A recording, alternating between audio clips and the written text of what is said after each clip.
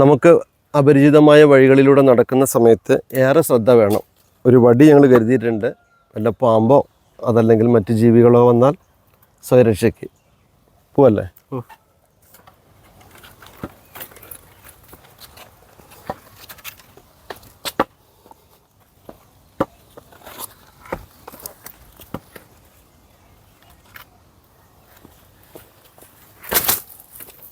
ഇത്തരം യാത്രകൾ അത്രമേൽ ശ്രദ്ധിക്കേണ്ടതാണ്. കാരണം ഈ പാറേൻ്റെ ഒക്കെ ഇടയിൽ നല്ല വിടവുകളുണ്ട്.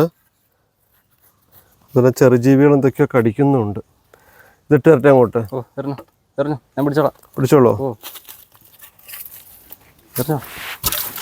ഓക്കെ. കാരണം കാലൊന്ന് തെറ്റിയാലേ കൈയുണ്ടോ? കാലൊന്ന് തെറ്റിയാൽ അഗാധമായ ഗുഹയിലേക്കാണ് പോവുക.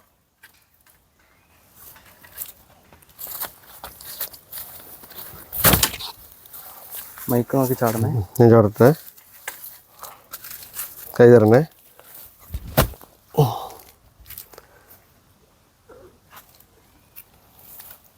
ഇതൊക്കെ ഇവിടെ ഈ പറയലല്ലേ.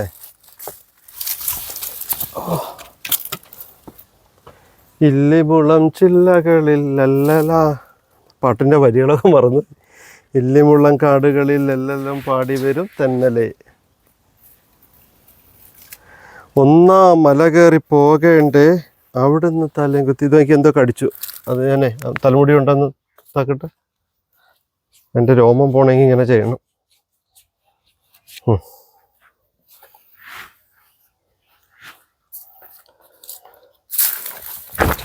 ഇതേം ചാടണ്ട. Grip grip grip.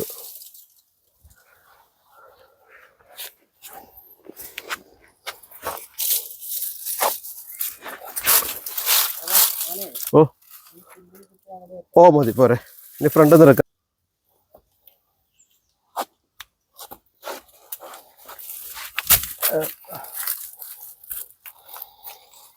കണ്ണ് നോക്കണേ.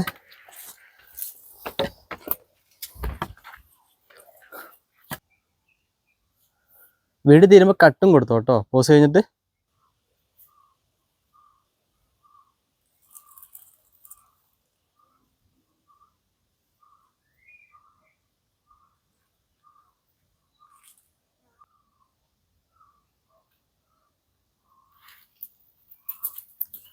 പറഞ്ഞു. ഒറ്റയ്ക്കാവരുത്. ജീവിതത്തിൽ ഒരിക്കലും ഒറ്റയ്ക്കാവരുത്. ഞാൻ എപ്പോഴും എല്ലാവരോടും പറയുന്ന, ഒറ്റയ്ക്ക് കാട് കയറാൻ നിൽക്കരുതെന്ന്. ഒരു കൂട്ട് അത്യാവശ്യമാണ്. എല്ലാവർക്കും ഒരു കൂട്ട് വേണം കേട്ടോ.